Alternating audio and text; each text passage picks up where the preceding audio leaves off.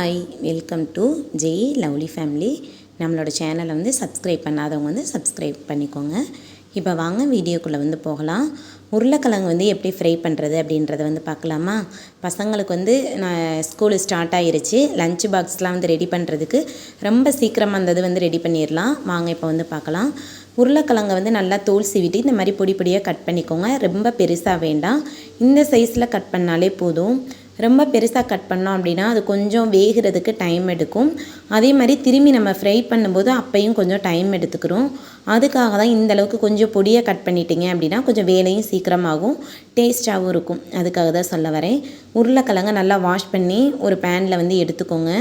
அதுக்கு தேவையான அளவு தண்ணி ஊற்றிட்டு உப்பு போட்டு நம்ம வந்து வேக வச்சுக்கலாம். கல்லுப்பு வந்து சேர்த்துக்கலாம்.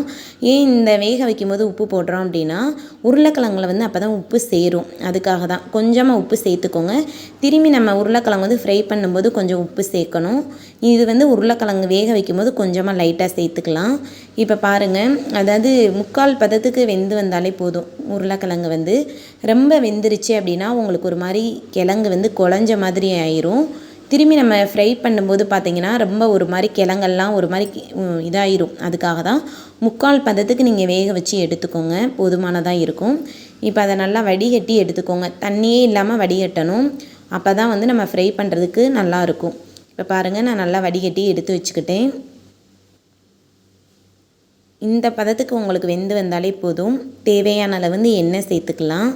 இதுக்கு கொஞ்சம் எக்ஸ்ட்ராவே ஆயில் வந்து விட்டுக்கோங்க, அப்போ தான் வந்து நல்லாயிருக்கும், டேஸ்ட்டாகவும் இருக்கும். இப்போ எண்ணெய் சூடேறினதுக்கப்புறம் கடுகுளுந்த பருப்பு வந்து சேர்த்துக்கோங்க. கடுகுளுந்த பருப்பு நல்லா பொரிஞ்சு வந்ததுக்கப்புறம் நம்ம உருளைக்கிழங்கை வந்து சேர்த்துக்கலாம்.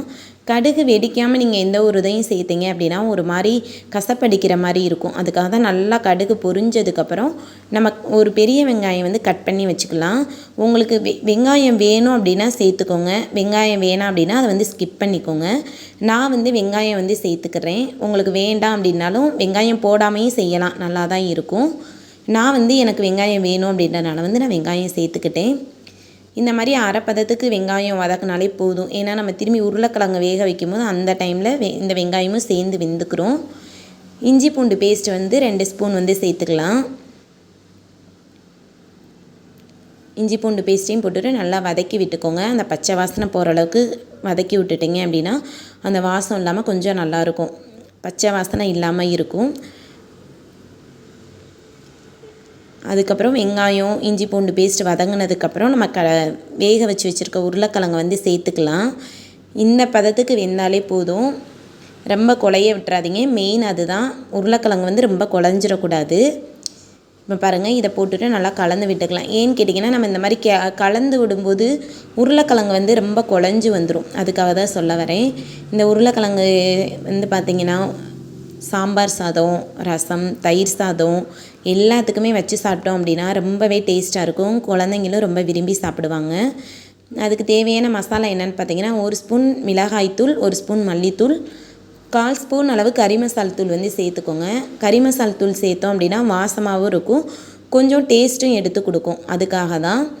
நீங்கள் கொஞ்சம் காரம் அதிகமாக சாப்பிடுவீங்க அப்படின்னா உங்களுக்கு தேவையான அளவுக்கு வந்து நீங்கள் காரம் எடுத்துக்கோங்க.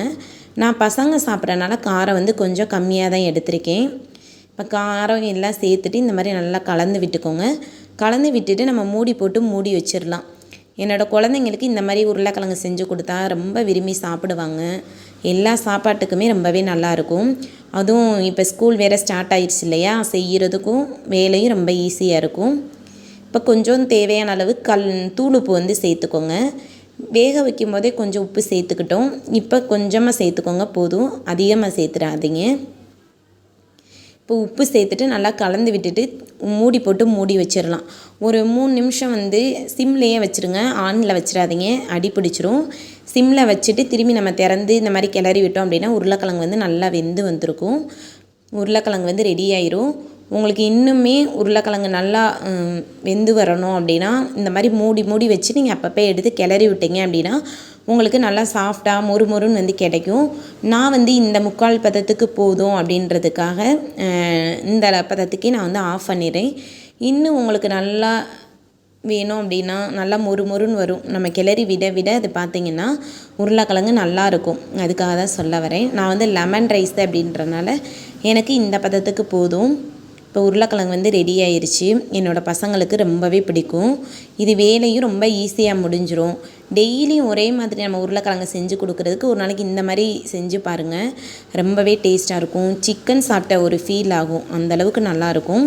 கண்டிப்பாக உங்களோட வீட்லேயும் இதை வந்து செஞ்சு பாருங்கள். எப்படி இருந்துச்சு அப்படின்றத வந்து எனக்கு கமெண்ட்டில் சொல்லுங்கள்.